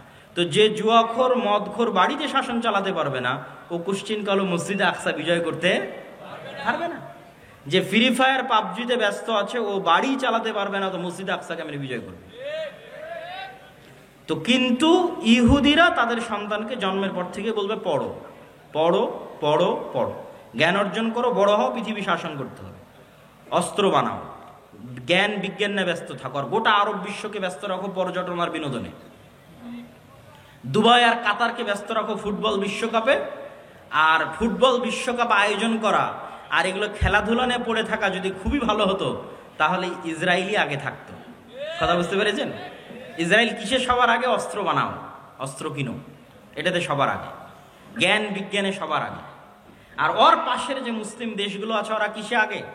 ওরা হচ্ছে পর্যটনের জন্য বানাও, বিনোদনের জন্য বানাও, টাকা অঢেল, কিন্তু সব খরচ করছে পর্যটন বিনোদনে। এই জন্য আল্লাহর গজব আরো কন্টিনিউ হচ্ছে, আরো দীর্ঘস্থায়ী হচ্ছে।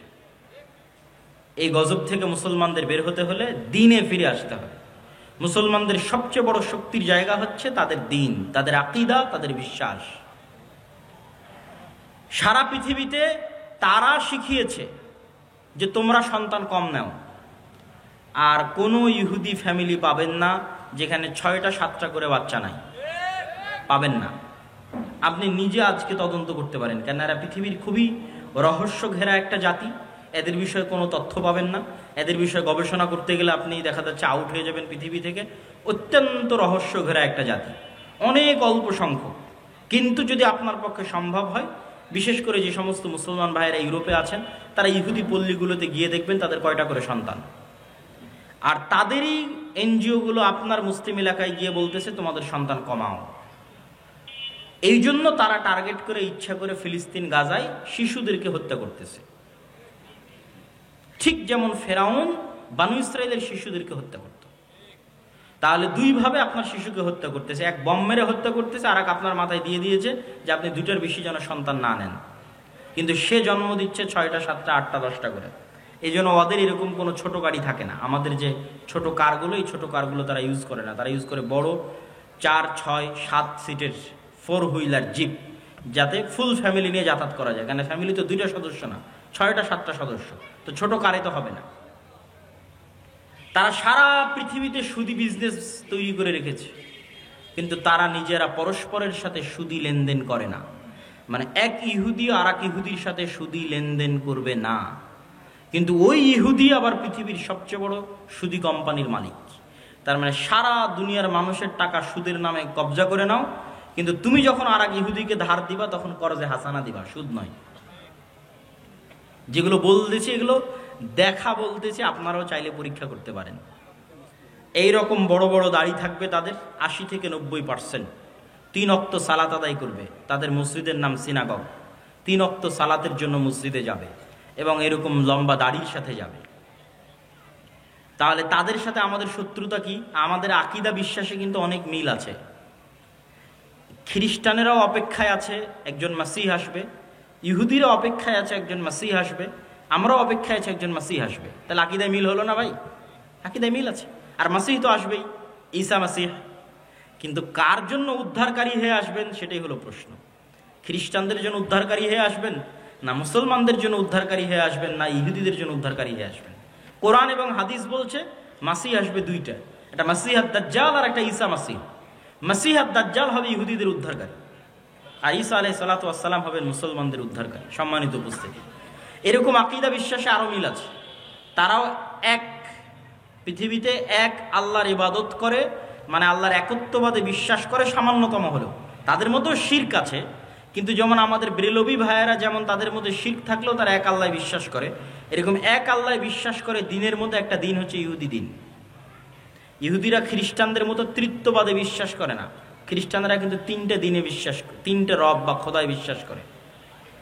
তারা একটাই বিশ্বাস করে। মুসলমানেরাও একটাই বিশ্বাস করে। তাহলে শত্রুতা কোথায়? শত্রুতা আমাদের পক্ষ থেকে নয়। মুসলমানেরা কোনোদিনই জাতিগতভাবে ইহুদিদের সাথে শত্রুতা করে। তাআলা আনহুকে খ্রিস্টান পাদ্রীরা জোর করে লিখিয়েছে চুক্তির মধ্যে, যে আপনি লেখেন চুক্তিতে যে জেরুজালেমে আপনি কোনো ইহুদিকে বসবাস করতে দিবেন না। ওমর রাদিয়াল্লাহু তাআলা নিজে থেকে বলেইনি কখনো। ওমর রাদিয়াল্লাহু তাআলা বরং তাদের সাথে এটা বলে রেখেছে যে তোমরা যত কড়া করে বলতেছে, এত কড়া করে তো করা ঠিক হবে না। তারা চাচ্ছিল, পাদ্রীরা চাচ্ছিল যে কোনো ইহুদি যেন আসতেই না পারে, এবং তারা আসতে দিত না। ঈসা আলাইহিস সালাতু ওয়াস সালামের মৃত্যুর পর থেকে নিয়ে ওমর রাদিয়াল্লাহু তাআলা মসজিদ আকসা বিজয়ের আগ পর্যন্ত খ্রিস্টানরা কোনো ইহুদিকে জেরুজালেমে প্রবেশ করতে দিত না। তো ওমর রাদিয়াল্লাহু তাআলা বলছে, এত বড় অমানবিক আইন আমি কিভাবে বাস্তবায়ন করতে পারি? তখন খ্রিস্টানরা বলল, ঠিক আছে, আপনি যদি এত বড় আইনকে অমানবিক বলেন, তাহলে এতটুকু অন্তত আমাদের কনফার্মেশন দেন যে আপনি এই জেরুজালেমে ইহুদিদের স্থায়ী বসবাস করতে দিবেন না। আসুক, এসে মসজিদ আকসা দেখে ঘুরে চলে যাক, তাদের পবিত্র জায়গা যেগুলো আছে সেগুলো দেখে ফেরত চলে যাক। ওমর রাদিয়াল্লাহু বলেন, ঠিক আছে। ইহুদিদের সাথে জাতিগত বিদ্বেষ কখনই মুসলমানেরা করে। ইহুদি লেখকরা লিখে গেছে যে তাদের যে পুরো জাতির হিস্ট্রি, এই হিস্ট্রির মধ্যে তাদের সবচেয়ে স্বর্ণযুগ ছিল স্পেন। স্পেনে যখন মুসলমানদের শাসন ছিল, তখন সারা পৃথিবীর নির্যাতিত অত্যাচারিত ইহুদিরা স্পেনে এসে আশ্রয় নিয়েছিল, আর মুসলিম বাদশাহ শাসকরা তাদের আশ্রয় দিয়েছিল, মানবিক কারণে আশ্রয় দিয়েছিল। কেন? সারা পৃথিবীতে খ্রিস্টানরা তাদের উপর অত্যাচার করতো, জুলুম করতো, আর এটা তাদের উপর আল্লাহ গাজাব এবং গজব হিসেবে কোরআনে লিখে রেখেছেন, যে এটা তাদের জন্য আযাব এবং গজব, যে তাদের কোনো দেশ হবে না, আলাদা স্বাধীন কোনো দেশ তাদের জন্য হবে না।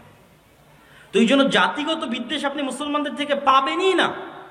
তাহলে সমস্যা তাদের পক্ষ থেকে, তাদের অন্তরে এটা চরম আকারে সুপারিয়রিটি। পৃথিবীর সবচেয়ে ভয়ঙ্কর 2টা জাতি সুপারিয়রিটিতে বিশ্বাস করে, একটা হিন্দুদের মধ্যে ব্রাহ্মণ, আর একটা হচ্ছে ইহুদি। চরম আকারের সুপারিয়রিটিতে বিশ্বাস করে, যে আমরা ডাইরেক্ট খোদার সন্তান, নাউজুবিল্লাহ, আল্লাহর সন্তান। ব্রাহ্মণেরা বিশ্বাস করে আমরা আল্লাহর মাথা থেকে তৈরি হয়েছে, ওরা বিশ্বাস করে আমরা আল্লাহর সন্তান। পৃথিবীতে আমরা বাদের যারা আছে সব আমাদের গোলাম, সবার বউ আমাদের জন্য হালাল, সবার ছেলে মেয়েকে জবাই করাও আমাদের জন্য হালাল, এতে আমাদের কোনো গুনাহ হবে না। কত রকমের এক্সট্রিম লেভেলের সুপারিয়রিটিতে তারা বিশ্বাস করে। এই সুপারিয়রিটির জায়গায় সবচেয়ে বড় আঘাত, সবচেয়ে বড় ধাক্কা দিয়েছে মুহাম্মদ সাল্লাল্লাহু আলাইহি ওয়াসাল্লাম। কি জন্য? তাদের এই সুপারিয়রিটির দাবির ভিত্তি হচ্ছে তারা ইব্রাহিমের সন্তান ইসহাকের বংশধর, এটাই দাবির ভিত্তি। তো মুহাম্মদ সাল্লাল্লাহু আলাইহি ওয়াসাল্লাম এসে দাবি করলেন আমি ইব্রাহিমের আর এক সন্তান ইসমাইলের বংশধর। এই জায়গায় হলো বংশগত দিক থেকে সবচেয়ে বড় অ্যাটাক, যে আমরা যেই রক্তের হওয়ার কারণে ফাখর করি, অহংকার করি, গর্ব করি, আল্লাহ শেষ নবী আমাদের বাইরে ওই রক্তের মধ্যে ইব্রাহিমের আর এক সন্তান ইসমাইলের মধ্যে দিয়ে দিলেন, ইসমাইল আলাইহিস সালাতু ওয়াস সালামের মধ্যে। তাহলে তাদের সুপারিয়রিটিতে সবচেয়ে বড় আঘাত হানলেন কে? মুহাম্মদ সাল্লাল্লাহু আলাইহি ওয়াসাল্লাম, যে তোমাদের সুপারিয়রিটি এখন থেকে শেষ। তোমাদের বানি ইসরাইলের জন্য আল্লাহর যা রহমত বরকতের ঘোষণা ছিল সব টোটালি অফ। এখন রহমত এবং বরকত যা হবে সব উম্মতে মুহাম্মাদির জন্য। ইব্রাহিম আলাইহিস সালাতু ওয়াস সালামের সন্তান ইসমাইল, এবং আল্লাহ নবী দোয়া করলেন আল্লাহুম্মা সাল্লি আলা মুহাম্মাদ ওয়া আলা আলি মুহাম্মাদ কামা সাল্লাইতা আলা ইব্রাহিম ওয়া আলা আলি ইব্রাহিম। হে আল্লাহ, মুহাম্মদ সাল্লাল্লাহু আলাইহি ওয়াসাল্লাম এবং তার পরিবারের উপর ওই রকম রহমত বরকত নাজিল করুন যেমন ইব্রাহিমের পরিবারের উপর নাজিল করেছিলেন। আল্লাহুম্মা আমিন। আমরা দরুদে সেটা পড়ি সব সময়। তাহলে তাদের সুপারিয়রিটিতে সবচেয়ে বড় আঘাত দিলেন মুহাম্মদ সাল্লাল্লাহু আলাইহি ওয়াসাল্লাম। এই জন্য মুহাম্মদ সাল্লাল্লাহু আলাইহি ওয়াসাল্লামকে এইভাবে হত্যার চেষ্টা মক্কার কুরাইশরাও করেনি যেভাবে তারা করেছিল, কেন এটা তাদের ইগোতে আঘাত করেছে। আজও তারা বানু ইসমাইলের সন্তানদেরকে হত্যা করতেছে এই একটা কারণেই, যে তাদের সুপারিয়রিটির জন্য সবচেয়ে বড় চ্যালেঞ্জ হচ্ছে ইসলাম এবং মুসলমানরা। কেন তারা যে মিল্লাতে ইব্রাহিমের দাবি করে, ওই মিল্লাতে ইব্রাহিমের যোগ্য এবং সত্য দাবিদার, যোগ্য এবং সত্য উত্তরসূরি হচ্ছে মুহাম্মদ সাল্লাল্লাহু আলাইহি ওয়াসাল্লাম এবং তার অনুসারীরা। এবং তাদের ধর্মগ্রন্থে লেখা আছে যে ইব্রাহিম আলাইহিস সালাতু ওয়াস সালামের আরেক স্ত্রী হাজেরা এবং হাজেরার সন্তান ইসমাইলকে মক্কায় রেখে আসা হয়েছে। তাদের ধর্মগ্রন্থে লেখা আছে তোমাদের ভাইদের মধ্যে আল্লাহ শেষ নবী পাঠাবে। ওরা মনে করে আছে আমাদের ভাইদের মধ্যে মানে ইব্রাহিম আলাইহিস সালামের দুই সন্তানও তো পরস্পরে ভাই, ভাই না ভাই না? ইসহাক এবং ইসমাইল পরস্পরে ভাই না ভাই না? ভাই। তারা মনে করে আছে যে ইয়াকুব আলাইহিস সালামের 12 সন্তান, আমরা পরস্পরে ভাই, আমাদের মধ্যে থেকে আল্লাহ শেষ নবী পাঠাবেন, এই অপেক্ষায় তারা আছে। কিন্তু আল্লাহ সুবহানাহু ওয়া তাআলা তাদের ভাইদের মধ্যেই শেষ নবী পাঠিয়েছেন, সেটা তাদের আদি ভাই ইয়াকুবের পিতা ইসহাক, ইসহাক আলাইহিস সালাতু ওয়াস সালামের রক্তের ভাই ইসমাইল আলাইহিস সালাতু ওয়াস সালামের বংশে আল্লাহ সুবহানাহু ওয়া তাআলা শেষ নবী পাঠিয়েছে। সম্মানিত উপস্থিতি, এই হিংসার কারণে, এই বিদ্বেষের কারণে তারা মুসলমান এবং ইসলামদেরকে সমূলে ধ্বংস করে দিতে চায়। কেন তারা জানে তাদের পতন যদি কারো হাতে হয় মুসলমানদের হাতেই হবে। এটাই হলো সমস্যা।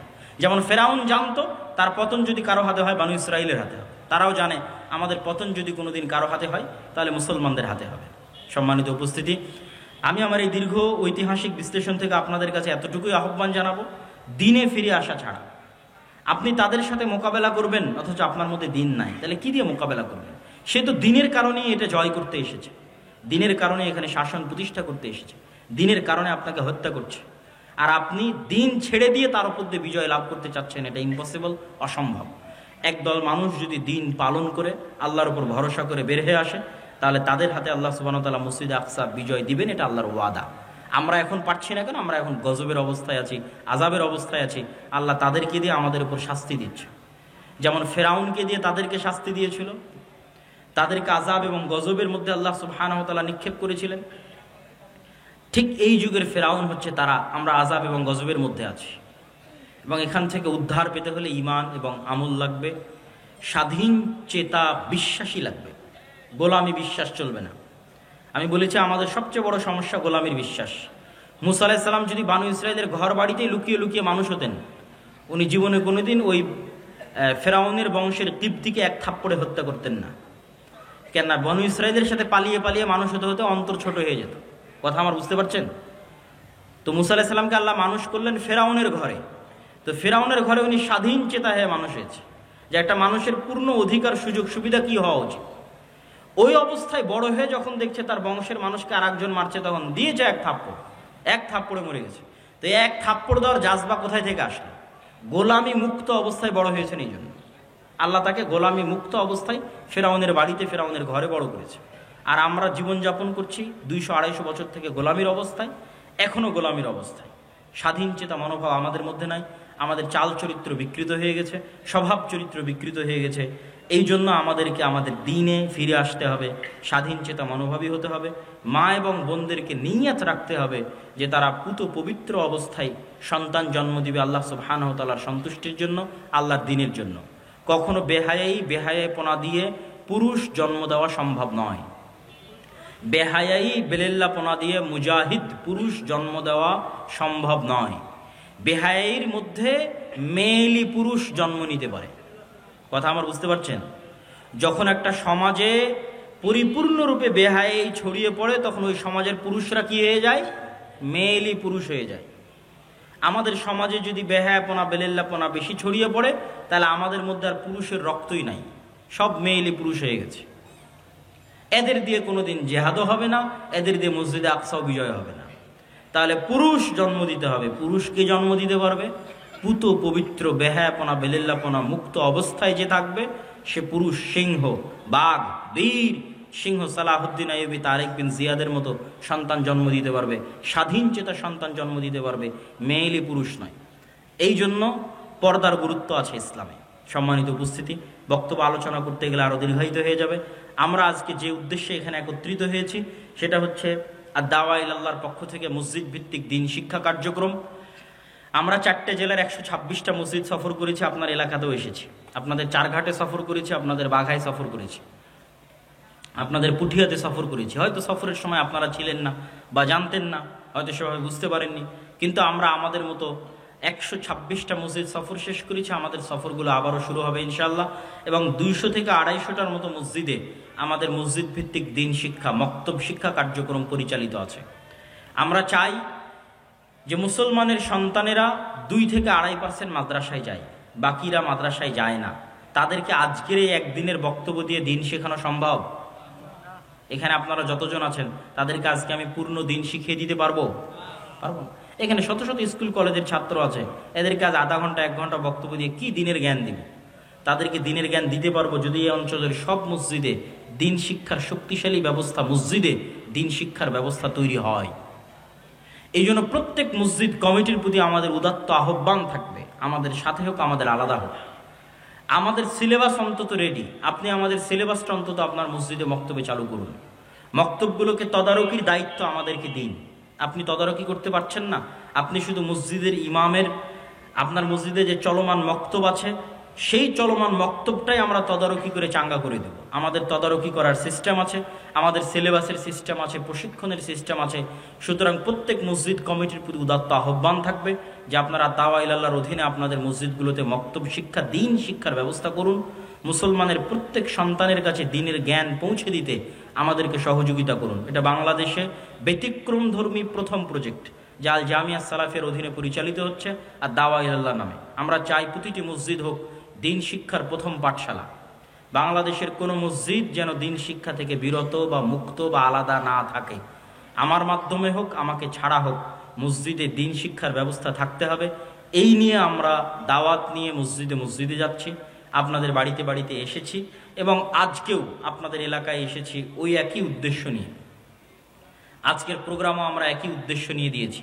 সম্মানিত উপস্থিতি, তো এই মসজিদ ভিত্তিক দিন শিক্ষা কার্যক্রমকে শক্তিশালী করার লক্ষ্যে আমি আমার বক্তব্য শেষ করার পূর্বে আপনাদের কাছে উদাত্ত আহ্বান জানাই যে আপনারা যারা আজকে এই প্রোগ্রামে অংশগ্রহণ করেছেন, প্রোগ্রামের আয়োজনে হোক, এই মসজিদ ভিত্তিক দিন শিক্ষা কার্যক্রমের জন্য হোক, আপনার আল্লাহ সুবহানাহু ওয়া তাআলার সন্তুষ্টির জন্য আপনাদের অর্থনৈতিক সহযোগিতায় বৈঠকি দানে অংশগ্রহণ করবেন। 5 টাকা, 10 টাকা, 1 টাকা, 8 আনা হলেও যাতে আপনার অংশগ্রহণ মুক্ত না থাকে।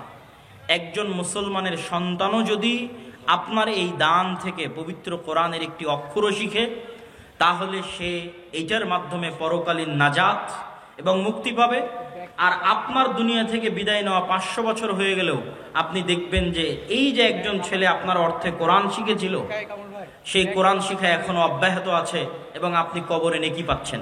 বা আজকে যারা আমরা মাগরিব বৈঠকে আমাদের স্টেজে যারা আছেন তাদেরও অংশগ্রহণ করার জন্য আমি অনুরোধ জানাচ্ছি। কেউ মুক্ত থাকবেন না, আলাদা থাকবেন না। আমাদের স্বেচ্ছাসেবক ভাইয়েরা কই? তারা ডান দিক এবং বাম দিক থেকে ভেতরে ঢুকবেন। আপনারা কেউই, কোনো ব্যক্তি এই দান থেকে নিজেকে দূরে রাখবেন না। আল্লাহ সুবহানাহু ওয়া তাআলা কখনোই বলেনি আপনার টাকা আপনি দান করুন, এটা কখনোই বলেনি।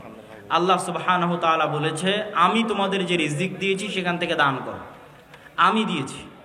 তথা আল্লাহ সুবহানাহু ওয়া তাআলা আপনাকে দিয়েছে, আপনি আল্লাহর দেওয়া ওই অংশ থেকে আল্লাহর রাস্তায় ব্যয় করবেন।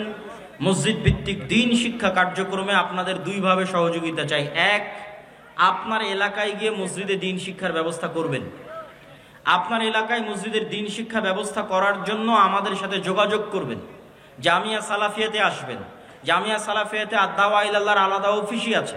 সকাল 8টা থেকে 5টা ওখানে মানুষজন বসে আছে, শুধু কোথায় মক্তব চালু করা যাবে এই জন্য, এই অপেক্ষায় বসে আছে। কোন মক্তবে আমরা সিলেবাস দিয়ে পাঠাবো এই অপেক্ষায় বসে আছে। সুতরাং আপনারা আপনাদের মসজিদগুলোতে মক্তব চালু করুন, চালু করার জন্য উদ্যোগ নিন। চালু থাকলে আমাদের সাথে যোগাযোগ করুন। আমাদের সিলেবাস এবং আমাদের ট্রেনিংয়ের মাধ্যমে আপনার ওই মসজিদে মক্তব শিক্ষাকে আমরা চাঙ্গা করতে চাই, শক্তিশালী করতে চাই। যে সমস্ত ছেলে মেয়ে মাদ্রাসায় আসে না, তথা 98% ছেলে মেয়ে তাদের, যারা স্কুল কলেজে যায় তাদের কাছে দিনের মৌলিক জ্ঞানটা আমরা পৌঁছে দিতে চাই। এই আমাদের চেষ্টায় শুধু অর্থনৈতিক অংশগ্রহণ আমি চাইনি। অর্থনৈতিক অংশগ্রহণ আমার মুখ্য উদ্দেশ্য নয়। আমার মুখ্য উদ্দেশ্য হচ্ছে আপনার সাথে আমার যোগাযোগ, আমার সম্পর্ক, আপনার মসজিদে আমার যাওয়ার ব্যবস্থা করে দেওয়া। এই জন্য ওপেন আমার বক্তব্যে ঘোষণা দেওয়া আছে যে আপনি যদি মনে করেন যে আমাকে লক্ষ টাকা দিয়ে আপনার একটা প্রোগ্রামে একদিনের জন্য নিয়ে যাবেন, আমাকে নিয়ে যেতে পারবেন না। কিন্তু আপনি যদি বলেন যে আপনার মসজিদে কোরআন শিক্ষার ব্যবস্থা হবে, এটা উৎসাহ দেওয়ার জন্য আমার যাওয়া দরকার, আমি আমার জমি বিক্রি করে হলো আপনার ওই মসজিদে উপস্থিত হব ইনশাআল্লাহ। এই ওয়াদা প্রত্যেকটা মসজিদে গিয়ে আমার করা আছে এবং সেই ওয়াদা আমি পূরণ করতেছি। আর ওই প্রোগ্রামেই অংশগ্রহণ করব যেই প্রোগ্রামও এরকম ফি সাবিলিল্লাহ। আজকের প্রোগ্রামে যেমন আমরা ফি সাবিলিল্লাহ এসেছি আল্লাহ সুবহানাহু ওয়া তাআলার সন্তুষ্টির জন্য, মসজিদ ভিত্তিক দ্বীন শিক্ষা কার্যক্রমের সচেতনতা তৈরির লক্ষ্যে, এটাকে আরো শক্তিশালী মজবুত করার লক্ষ্যে এসেছি। এই ধারাবাহিকতা আমাদের সামনে আরো বজায় থাকবে এবং অব্যাহত থাকবে। আপনারা দোয়া করবেন যেন আল্লাহ সুবহানাহু ওয়া তাআলা এই উদ্যোগকে কবুল করে। সবাই বলে আল্লাহুম্মা আমিন। কেননা আল্লাহ সুবহানাহু ওয়া তাআলা কবুল না করলে এটা আমাদের জন্য করা কঠিন হয়ে যাবে, আমরা এটাতে সফল হতে পারবো না। কিন্তু আল্লাহ সুবহানাহু ওয়া তাআলা যদি কবুল করে তিনি আমাদের জন্য রাস্তা সহজ করে দিবে। অতএব আমরা আবারও দোয়া করি আল্লাহ সুবহানাহু ওয়া তাআলা আল জামিয়া সালাফিয়ার অধীনে পরিচালিত আর দাওয়া ইলাল্লাহর মাধ্যমে মসজিদ ভিত্তিক দ্বীন শিক্ষার এই কার্যক্রমকে কবুল করুন, আল্লাহুম্মা আমিন। সম্মানিত উপস্থিতি, এখান থেকে যখন আপনারা আলোচনা শেষে বিদায় নেবেন, তখন বিদায় নিয়ে যাওয়ার পূর্বে আমাদের মাসিক আল ইতিসামকে মূল্যায়ন করার চেষ্টা করবেন। বাংলাদেশের একমাত্র পত্রিকা যার ফতোয়া বোর্ডে ভারতের জামিয়া সালাফিয়া বানারসের মুহাদ্দিসরাও বসে, একমাত্র পত্রিকা বাংলাদেশের যার ফতোয়া বোর্ডে শুধু বাংলাদেশের আলেমরা নয়, ভারতের আহলে হাদিসদের সবচেয়ে বড় প্রতিষ্ঠান জামিয়া সালাফিয়া বানারসের বড় বড় বিজ্ঞ ওলামা ইকরাম এই ফতোয়া বোর্ডে অংশগ্রহণ করে থাকেন, যারা এখন আল জামিয়া সালাফিয়া ডাঙ্গিপাড়া পবা রাজশাহীর শিক্ষক হিসেবেও দায়িত্ব পালন করছেন। বাংলাদেশের একমাত্র শিক্ষা প্রতিষ্ঠান যেখানে এত বেশি পরিমাণে বিদেশি যোগ্য শিক্ষক দার্স প্রদান করে থাকেন, যারা আল জামিয়া সালাফিয়া বানারস ভারতের আহলে হাদিসদের সবচেয়ে বড় প্রতিষ্ঠান থেকে আগত। এটা বাংলাদেশের একমাত্র ব্যতিক্রম প্রতিষ্ঠান জামিয়া সালাফিয়া ডাঙ্গিপাড়া পবা রাজশাহী। এবং এখানে অচিরেই সৌদি থেকেও মদিনা ইসলামী বিশ্ববিদ্যালয়ের সাথে সম্পৃক্ত শিক্ষকগণ আসবেন। আমরা সেই আশায়, সেই অপেক্ষায় দিন কাটাচ্ছি। ইতিমধ্যেই 3 জন মদিনা ইসলামী বিশ্ববিদ্যালয়ের সাবেক শিক্ষক 10 দিন ব্যাপী জামিয়া সালাফিয়া ডাঙ্গিপাড়া পবা রাজশাহীতে দার্স দিয়ে গেছেন। এই ধারাবাহিকতা সামনে অব্যাহত থাকবে ইনশাআল্লাহ। পাশাপাশি আমাদের যে বইগুলো আছে এবং আপনাদের শ্রদ্ধেয় শেখ আব্দুর রাজ্জাক বিন ইউসুফ হাফিজাহুল্লাহর যে বইগুলো আছে সে বইগুলো মূল্যায়ন করার চেষ্টা করবেন। মিন্নাতুল বারি, আমরা হাদিস মানতে বাধ্য, আইনে রাসূল দোয়া অধ্যায়, উপদেশ, কে বড় ক্ষতিগ্রস্ত, কে বড় লাভবান, আদর্শ পরিবার। পাশাপাশি আমার আম্মার কিছু বই আছে যে বইগুলোর পিছনে আমারও পরিশ্রম আছে।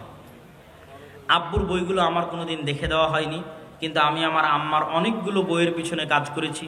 তার মধ্যে একটা হচ্ছে সমঅধিকার নয় মর্যাদা চাই, শিক্ষা বনাম জাহিলিয়াত, কেন হব অবরোধবাসিনী, কেন হব অবরোধবাসিনী লেখা হয়েছে বেগম রোকেয়ার অবরোধবাসিনীর জবাবে। যে অবরোধবাসিনীতে বেগম রোকেয়া কি কি লিখেছে মুসলিম মা এবং বোনদের পর্দা নিয়ে, বোরখা নিয়ে, তার উত্তরে উত্তরবঙ্গেরই আরেকজন নারী, বেগম রোকেয়া রংপুরের, উত্তরবঙ্গের আরেকজন নারী আমার মা গাইবান্ধার, তিনি তার উত্তরে লিখেছেন কেন হব অবরোধবাসিনী। স্কুল কলেজের প্রত্যেক নারী শিক্ষার্থীর, ছাত্রীদের এই বইটি পড়া উচিত। পাশাপাশি শিক্ষা বনাম জাহিলিয়াত, আমাদের স্কুলের চলমান সিলেবাসের বইগুলোতে কি ধরনের গল্প দেওয়া আছে, এই গল্পগুলো আমাদের ছেলে মেয়েদের ব্রেনে কি ধরনের ভুল বিশ্বাস এবং আকীদা ঢুকিয়ে দিচ্ছে এবং তাদের চারিত্রিক পদস্খলন ঘটাচ্ছে, তার বিস্তারিত ধারাবাহিক বিবরণ আছে। যে পঞ্চম শ্রেণীর আমার বাংলা বই উমুক অধ্যায় এত পৃষ্ঠায় এই আছে, ষষ্ঠ শ্রেণীর উমুক বই এত পৃষ্ঠায় এই আছে, এই মর্মে পুরো ধারাবাহিক বিবরণ আছে শিক্ষা বনাম জাহিলিয়াত। আর সম অধিকার নয় মর্যাদা চাই হচ্ছে যে সমস্ত নারীরা সম অধিকারের দাবিতে নারীবাদীতে রূপ নিয়েছে এবং ইসলামের গণ্ডি থেকে বের হয়ে যাচ্ছে, তাদের মুখোশ উন্মোচন করা হয়েছে সম অধিকার নয় মর্যাদা চাই। সম্মানিত উপস্থিতি, পাশাপাশি আমি আপনাদেরকে সুখবরও দিতে চাই যে মিন্নাতুল বারী দ্বিতীয় খণ্ডের মানুষের অনেক অপেক্ষা ছিল। আমার জীবনে দেখা, অন্তত আমার লাইফে আর কোনো বইয়ের কথা মানুষ